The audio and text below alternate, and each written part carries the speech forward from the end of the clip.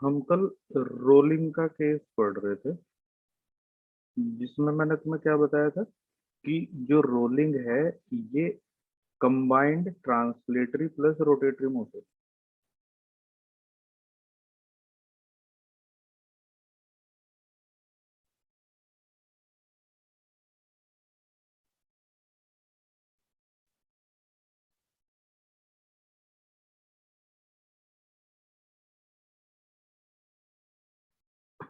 ये बताया था ना।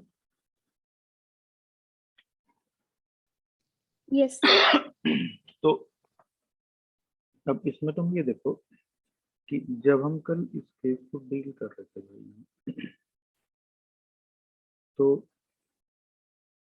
हमने ये एग्जांपल लिया था यहाँ पर कि अपने पास में एक इस तरह की कोई बॉडी है,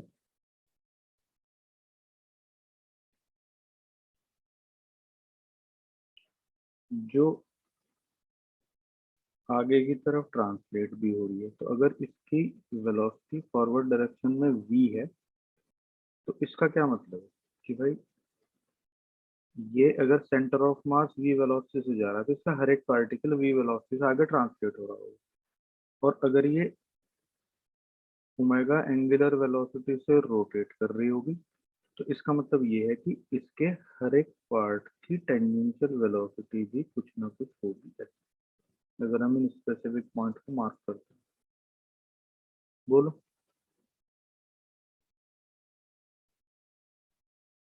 तो जो पॉइंट ऑफ कांटेक्ट P, अगर हम इसको मान लें कि इसकी स्पीड vp है जो r ओमेगा है, ये ड्यू टू रोटेशन है, और ड्यू टू ट्रांसलेटरी मोशन इसकी वेलोसिटी जो है ये v आगे की तरफ। तो कल हमने ये तीन केस बनाए थे, v greater than r omega, v less than r omega, और एक था v equal to r omega. ये तीनों केस समझ आ गए थे ना सबको? सर लास्ट वाला नहीं आया था समझ, v equals to R omega के केस में क्या होता है? उस केस में ये होता है ना कि ये पॉइंट जो होता है ये जिस सरफेस के रेस्पेक्ट में है उस सरफेस के रेस्पेक्ट में ना आगे जा रहा होगा ना पीछे जा रहा होगा, बस ये इस सरफेस के ऊपर रेस्ट पे होगा।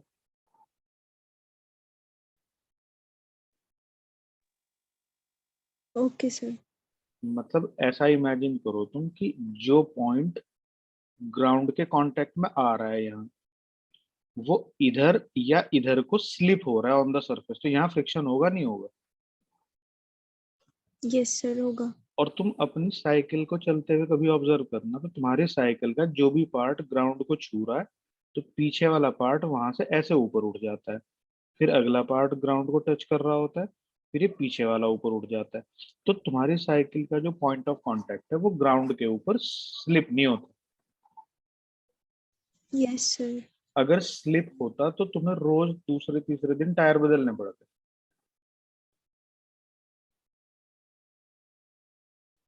ठीक है सर, समझ गए। तो ये वही वाला केस है, ये वाली जो कंडीशन है ये कहलाती है परफेक्ट या प्योर रोलिंग की।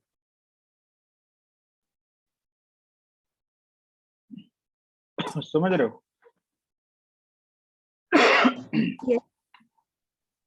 और ये जो पहले वाली केस है ये फॉरवर्ड स्लिपिंग की है, ये बैकवर्ड स्लिपिंग की है, इन दोनों में फ्रिक्शन होता है। तो जब वो रोलिंग वर्ड यूज कर रहा है तो उसमें पॉइंट ऑफ कांटेक्ट के साथ ये वाला केस अटैच है, इसको तुम्हें ध्यान रखना पड़ेगा। Okay sir. अब थोड़ा सा इमेजिन करो जरा, मैं जो चीज तुम्हें बताने की कोशिश कर रहा हूँ।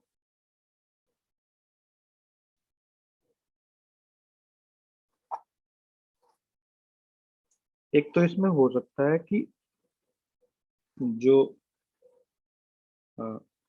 रोलिंग बॉडी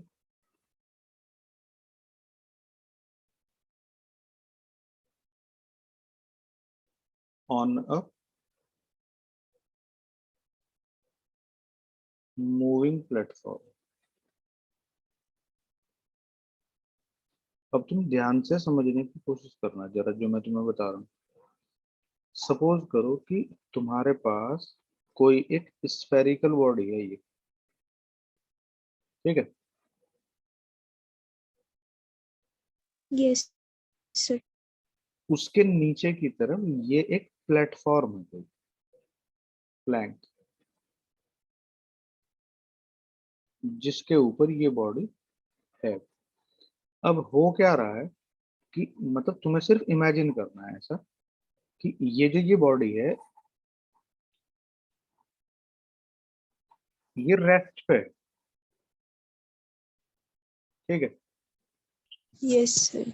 ये बॉडी रेस्ट पे है, और ये जो ये प्लेटफॉर्म है ये भाई साहब आगे की तरफ ट्रेवल कर रहे हैं इधर की तरफ, और इनकी स्पीड है v0, ठीक है। Yes sir. तो तुम इमेजिन करो कि यहाँ पे क्या होगा इस जगह पे। तुमने इस डिस्क को टाइटली होल्ड करके रोक रखा है, और उसके नीचे की तरफ जो सरफेस है उसको तुम जबरदस्ती नीचे से खींच रहे हो। फ्रिक्शन। तो यहाँ पे फ्रिक्शन होगा या नहीं होगा? यस सर होगा। होगा। तो जो पॉइंट ऑफ कांटेक्ट है वहां से ये बॉडी थोड़ी घिस जाएगी। Yes sir. एग्री करते हो इस बात पे? Yes sir. अब दूसरा तुम ये देखो कि अरे सिद्धांत, हाँ सर। आज तुम्हारी क्लास कोई थी? आज ही थी सर, क्वेरी आपने आज ही कही थी, आज पेपर देख के आए थे ना सब। मैं तो यार भूल ही गया था एक्चुअली, मुझे याद ही नहीं रही। मुझे याद था कि कल है तुम्हारी क्लास। कल अब मैथ्स वाले बच्चे पता नहीं कहेंगे क्वेरी क्लास के लिए या नहीं, मेरे को तो कोई प्रॉब्लम नहीं है कल। आज किस चीज का पेपर था? इंग्लिश का था सर। ठीक हो? हाँ हो गया ठीक। चलो, अब हम ये कह रहे थे भाई देखो कि ये जो ये बॉडी है स्फेरिकल, इसके नीचे के प्लेटफॉर्म को तुम पुल कर रहे हो। तो जो मैंने यहाँ ये पॉइंट मार्क किया है यहाँ पे फ्रिक्शन होगा, और ये जो स्फेरिकल बॉडी है इसके ऊपर तुम्हें इस बॉडी के पुल होने की मार्किंग भी साफ दिखेगी। ये बॉडी यहाँ से घिस जाएगी फ्रिक्शन यस सर। से। ये बात समझ आएगी? अगर आ मैं गई सर। अगर मैं इस लोअर प्लैंक को रेस्ट पे रखूं और मैं इसको आगे खींच दूं तो भी सेम सिचुएशन होगी, यस सर। या फिर कोई डिफरेंट होगी? सेम ही होगी सर। सेम ही होगी, सही बात है। पर अगर ये रोल भी कर रही है और आगे भी जा रही है, मतलब तुम एक ऐसे प्लेटफॉर्म के ऊपर साइकिल चला रहे हो जिस प्लेटफॉर्म, मतलब नॉर्मली तुम लोग साइकिल चलाते हो किस पर? ग्राउंड पे, यस सर। जो रहती है रेस्ट पे। अब ऐसा समझो कि तुम्हारे घर पे एक कारपेट है, ठीक है। ठीक है सर। तो उस कारपेट के ऊपर तुम साइकिल चला रहे हो और तुम्हारा जो भाई है ना वो उस कारपेट को खींच रहा है। हाँ सर। तो यहाँ चीजें थोड़ी सी मैनेज करना ग्राउंड के रेस्पेक्ट में जो चीजें थी उसके कंपैरेटिवली थोड़ा मुश्किल हो जाए। Yes yes sir. सर। समझ पा रहे हो ना जो मैं बता रहा हूँ? तो अगर हम यहाँ कह रहे हैं कि यहाँ पे भी प्योर रोलिंग होनी चाहिए, इसका मतलब पॉइंट पी के और कॉन्टेक्ट सरफेस के रेस्पेक्ट में रिलेटिव मोशन नहीं होनी चाहिए। तो हम यहाँ लिखेंगे, ध्यान से समझना, पहले मैं लिख दूं एक बार। For pure rolling that is no friction or no slipping between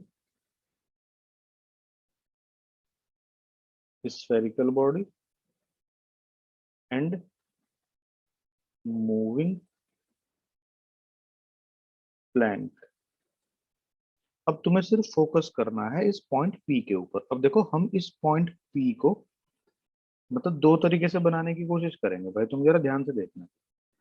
मतलब ये जो पॉइंट पी है, मैं ये रेड कलर से तो मार्क कर रहा हूँ कि ये पॉइंट पी स्फेरिकल बॉडी का है, और मैं इस ब्लू कलर से ये मार्क कर रहा हूँ कि जिस पॉइंट के ये साथ कांटेक्ट में है प्लैंक के, ये दोनों पॉइंट आपस में कांटेक्ट बना रहे हैं एक प्लैंक का पॉइंट है और एक दूसरा जो है वो बॉडी का है।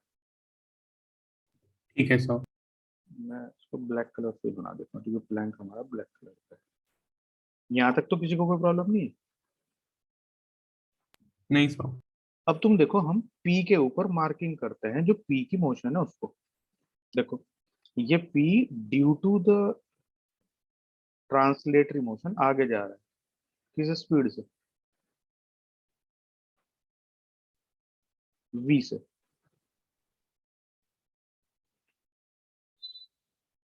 Due to rotatory, yes due to rotatory motion पीछे जा रहा है। किस स्पीड से? आर ओमेगा से। इससे पहले वाले केस में हमने देखा था कि ये ब्लैक डॉट है, ये ग्राउंड का कांटेक्ट होता था, ये रेस्ट पे रहता था। जो कि फिलहाल ये ग्राउंड का जो पॉइंट है ये रेस्ट पे नहीं है। ये भी आगे की तरफ मूव कर रहा है इधर की तरफ। किस स्पीड से? वी नॉट से। बोलो। Yes sir. तो पहले तो पॉइंट पी को रेस्ट पे रहना होता था तो V minus R omega zero, यानी कि V equal to R omega होता था, जो केस हमने यहाँ पे पढ़ा है अभी, ये वाला V equal to R omega. पर यहाँ पे उसको चूंकि नीचे वाला पॉइंट मूव करना है, उसके रेस्पेक्ट में रेस्ट पे रहना है, तो यहाँ हम लिखेंगे v minus R omega equal to V naught. बताओ, ये बात नहीं समझ आएगी? आ गई सर। यस तो ये प्योर रोलिंग की कंडीशन होगी यहाँ पे।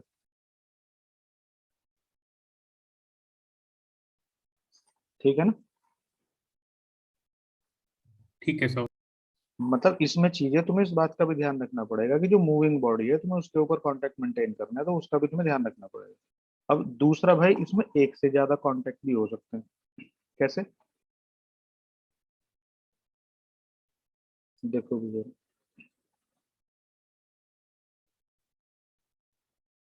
Multiple contact. मल्टीपल कॉन्टेक्ट किस तरह के हैं? जैसे मान लो ये कोई स्फेरिकल बॉडी है। इस स्फेरिकल बॉडी में अपने पास में से एक ये प्लैंक है और दूसरा जो है एक प्लैंक ये है।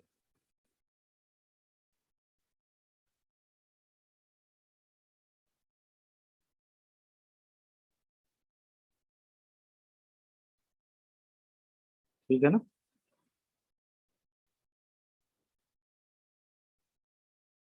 Yes sir.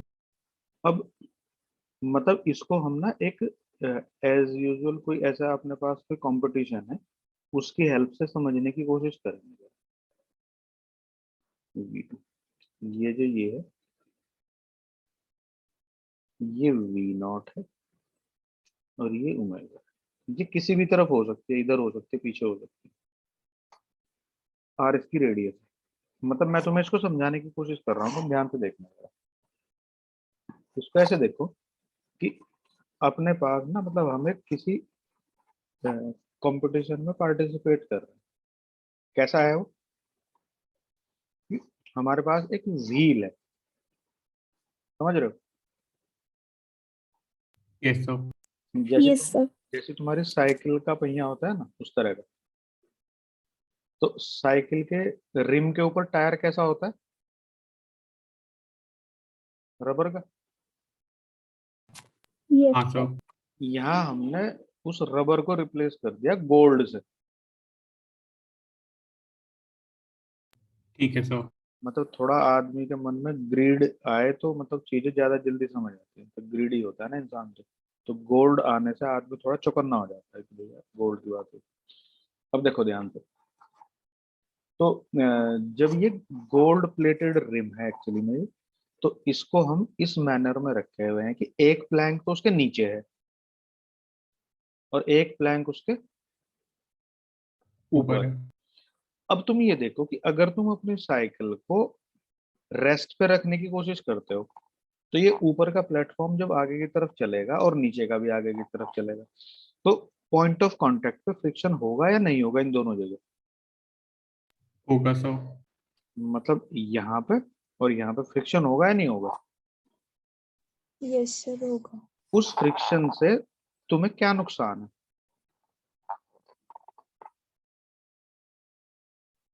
रिंग गिर जाएगी। रिंग है गोल्ड की, यस सर।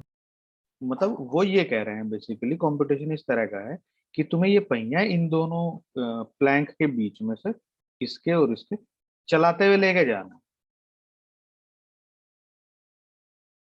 Yes sir. तो तुम ये देखो, ये प्लैंक जो ऊपर और नीचे मोशनल स्टेट में है, ये क्या कर रहे हैं? ये उस रिम पे से गोल्ड को घिसने का काम कर रहा है। हाँ सर। ये तो क्या चाह रहे हैं कि ये आदमी बस थोड़ा बहुत रोल करे, आगे नया कांटेक्ट आ जाए, तो इस आदमी का इस प्लैंक से टेक ऑफ करने से पहले पहले हम उसका सारा गोल्ड निचोड़ के यहीं डाल। हाँ सर। तुम चाह रहे हो कि भाई गोल्ड का पहिया है, पहली बार हाथ लगा है, तो इसका मैक्सिमम प्रॉफिट उठाऊं मैं, तो इसको मैं विदाउट एनी लॉस तो कम से कम ले जाऊं, या लॉस भी हो तो मिनिमम। हाँ सर। तो तुम ये बताओ कि किन कंडीशन में लॉस नहीं होगा?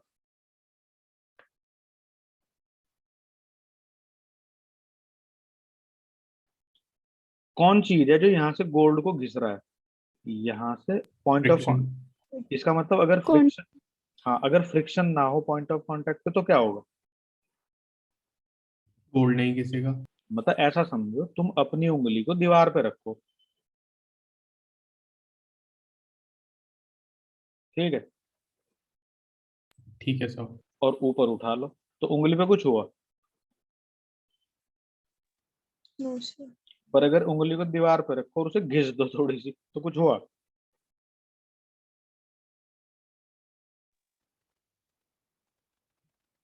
यस नहीं सर। Yes sir.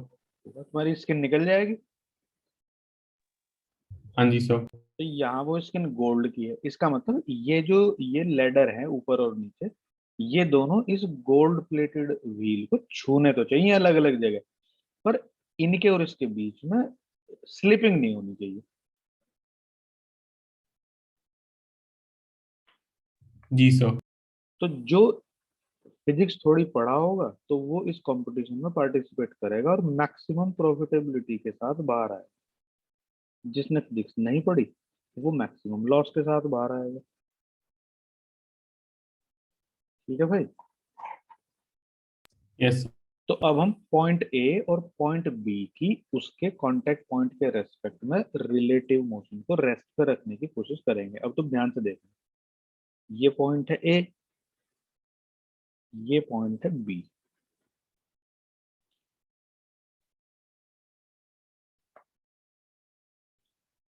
इनके साथ जो कांटेक्ट मेंटेन कर रहे हैं वो ये वाला पॉइंट है किसका?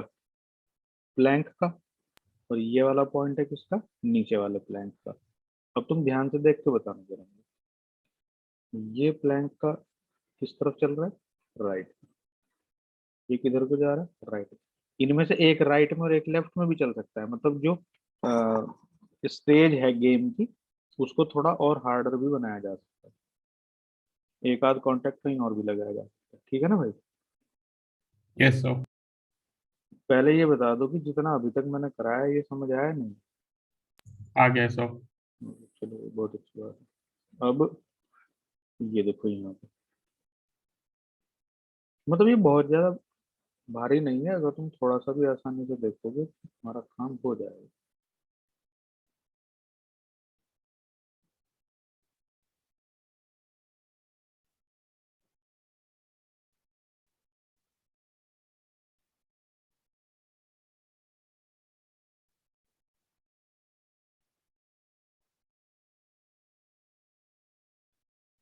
देखो अब मैं मार्किंग कर रहा हूँ, थोड़ा देखने एक बार।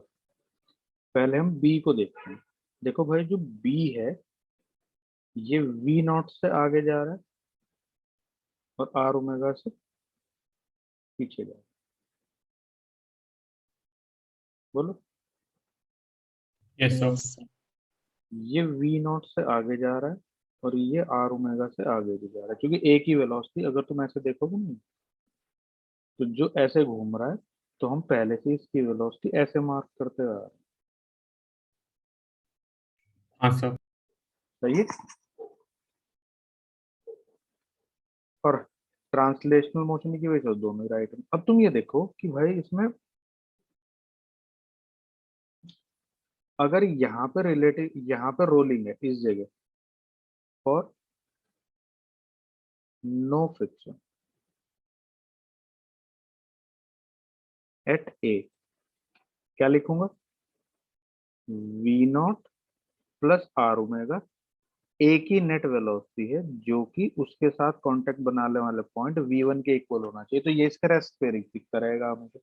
अगर ये दोनों मिलके V1 से ज्यादा हो जाएगी तो ये पहिया तेज होकर आगे चला जाएगा, फ्रिक्शन पीछे लगने लगेगा, तब भी गोल्ड घिसेगा। और अगर इन दोनों का यस तुम सर। V1 से कम रह जाएगा, ये प्लैंक तेज चलने लगेगा, तब भी गोल्ड घिसेगा। हाँ सर। अगर ये वाली कंडीशन रहेगी तो इसका मतलब पॉइंट ऑफ कांटेक्ट तो होगा पर वहां स्लिपिंग नहीं होगी। Yes sir. नीचे की तरफ देखो भाई, for no friction at B,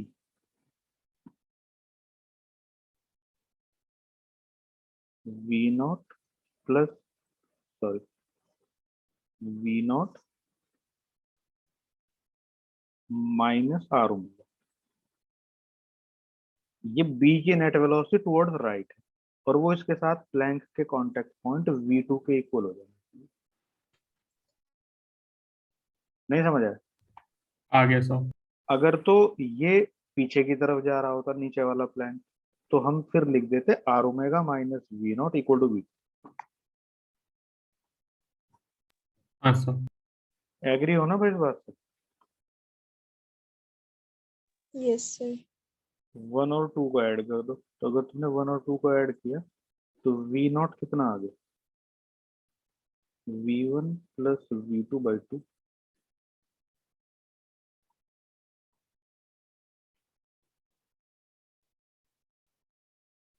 ठीक है। Yes sir. सब्ट्रैक्ट कर दो तो ओमेगा कितना आ गया? V1 minus V2/2R।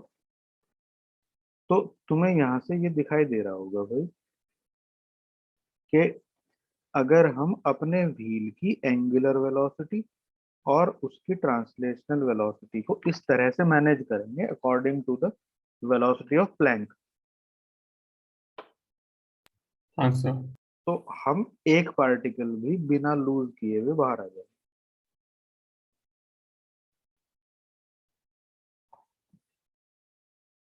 Yes sir. बोलो समझ नहीं आएगा? आ गया सर। एक मिनट जरा, मैं अभी कोशिश करता हूँ कि रोलिंग से रिलेटेड अगर कोई मेरे पास विजुअल होगा तो मैं तुम्हें दिखा देता हूँ।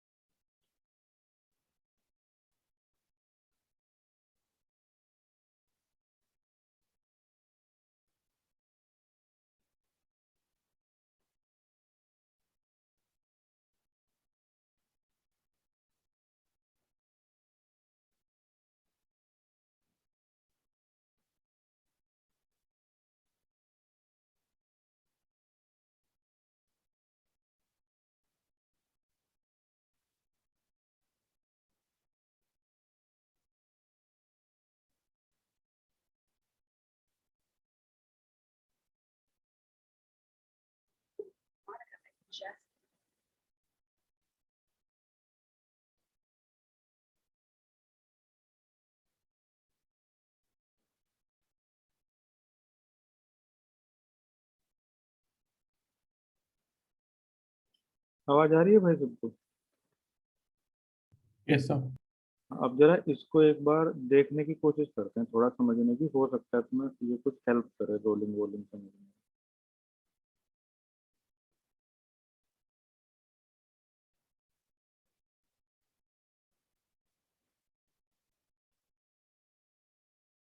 देखना कुछ दिख रहा है कि? दिख रहा है सर। मतलब ये फ्रंट व्यू है, अभी इसके ऊपर एक कोई ऐसा है जैसे वो पतंग उड़ाने की चरखी नहीं होती, जी सो इस तरह का स्ट्रक्चर है, तुम्हें भी सामने से दिख रहा है। अभी हम इसके साइड पे जाएंगे, देखो जरा।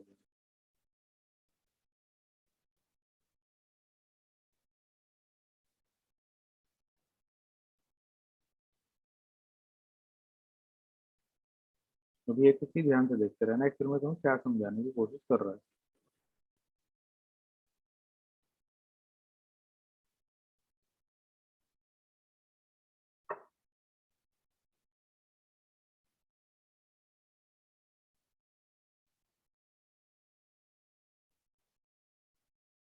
अब देखो, अब देखना जो भी पॉइंट ये ग्राउंड को छू रहा है, यस सो वो पॉइंट बस टच कर रहा है, वो आगे पीछे नहीं मूव कर रहा। हाँ सो तो दिख जाएगा इस साइड। ये इसका पाथ है, इसको बाद में डिस्क्राइब करेंगे। इसके पाथ लेंथ निकालने का भी काम होता है, वैसे तो बहुत सारे काम है, पर तुम्हारे सिलेबस में सब चीजें नहीं। अब तुम ये देखो, यहाँ पे इन सब पॉइंट्स ने इस जगह इस ट्रैक को छुआ है। जैसे तुम हाँ सो यहाँ पे छू रहा है ना, फिर यहाँ से ये बस ऊपर उठ गया, यहाँ ये इस ट्रैक के ऊपर आगे पीछे स्लिप नहीं हुए। बस टच किया और हट गया वहां से। हाँ, ये जो ये पाथ है ना, वैसे तो कैलकुलस की हेल्प से हम इस पाथ लेंथ की कैलकुलेशन भी करते हैं। ये जो ये पाथ जो बनाते हुए जा रहे हैं, इसकी एक रेवोल्यूशन में कितना 8 आर की वैल्यू आती है उसकी, ये कितनी पाथ लेंथ कवर करता है।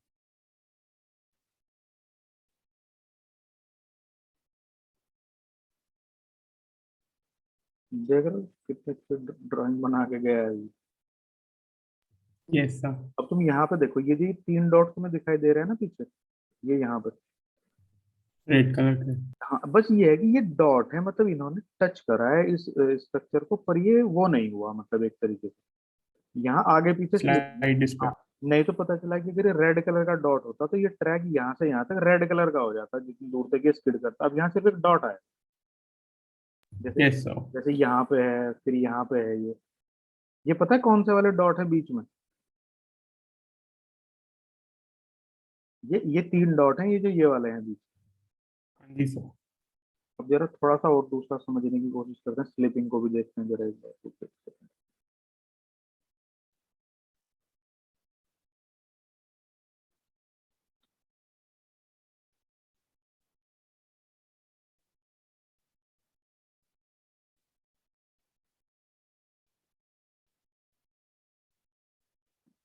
देखते हैं भाई कितने बच्चे समझ पाए थे।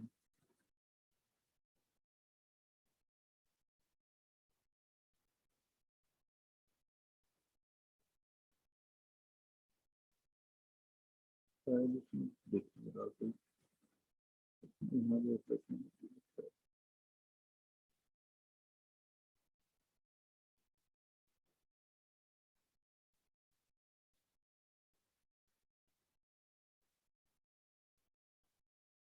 देख रहे हो क्या सीन है? Yes sir. जो भी पॉइंट ग्राउंड को टच कर रहा है, बस वो उसको टच कर रहा है, ऐसा नहीं कि यहाँ इसके ऊपर उसको ड्रैग भी करा जा रहा है। जो ड्रैग करने वाली सिचुएशन है वो स्लिपिंग। हाँ सर। देखते हैं शायद ये दिखा देगा। देखो ये स्लिपिंग है, ये जो दिख रही है फिलहाल। हाँ सर। देख पा रहे हो ना कि यहाँ क्या हो रहा था? एक पॉइंट जो था वो कंटिन्यूटी में पीछे जाया जा रहा था ग्राउंड के रेस्पेक्ट में, तो वहीं पे फ्रिक्शन था। यहाँ फ्रिक्शन नहीं है।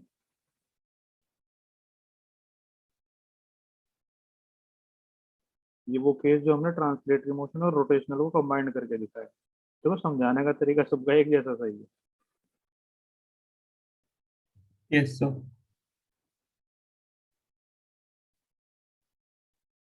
देखते हैं कुछ और दिखाता है जैसे।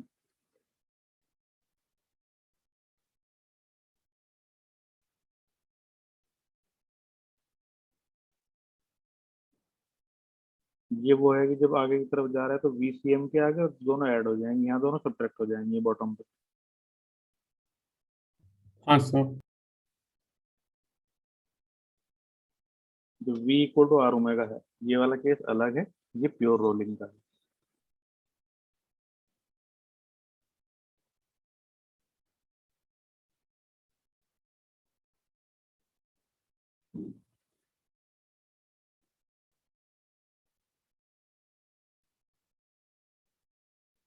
समझ रहे हो ना क्या बता रहा है कि यहाँ से यहाँ तक ये कितना ट्रेवल करेगा, जितनी ये आर्क लेंथ होगी।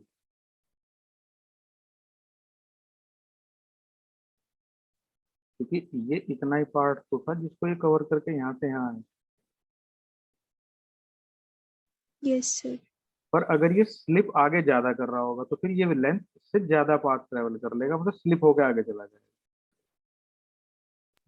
हाँ सर।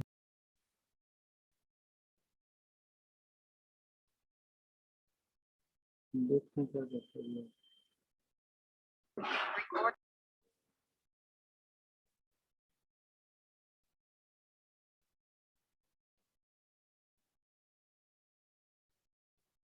देखो यहाँ पे ना ये थर्ड वाला जो केस है, यहाँ रोटेट ज्यादा हो रहा है, आगे कम चल रहा है।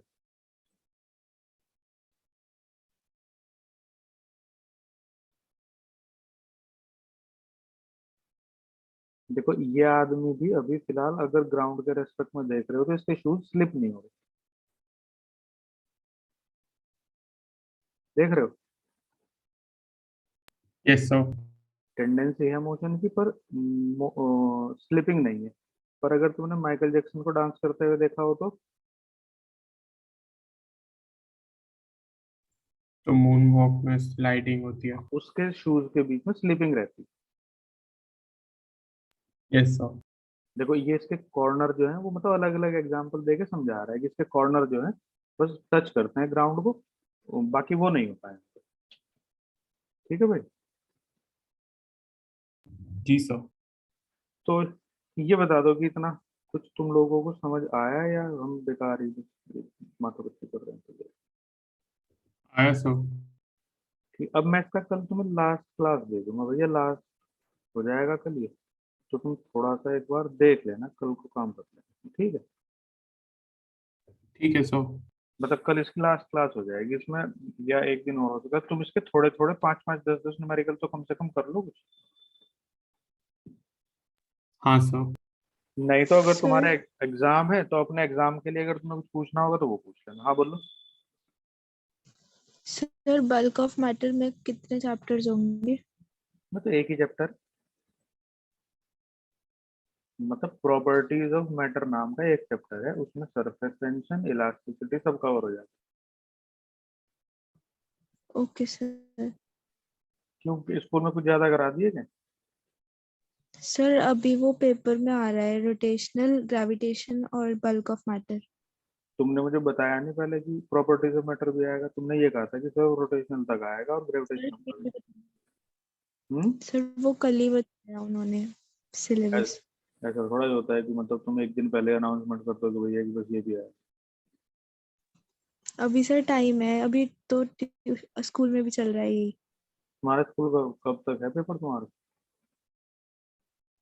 20 दिसंबर के आसपास होंगे। तब तक तो कर लेंगे उसमें, उसके न्यूमेरिकल कर लो तुम तब तक, वो तो थ्योरेटिकल जब तक कर लेंगे तो। ठीक है सर। चलो कल मिलेंगे। Good thank you night sir. Sir.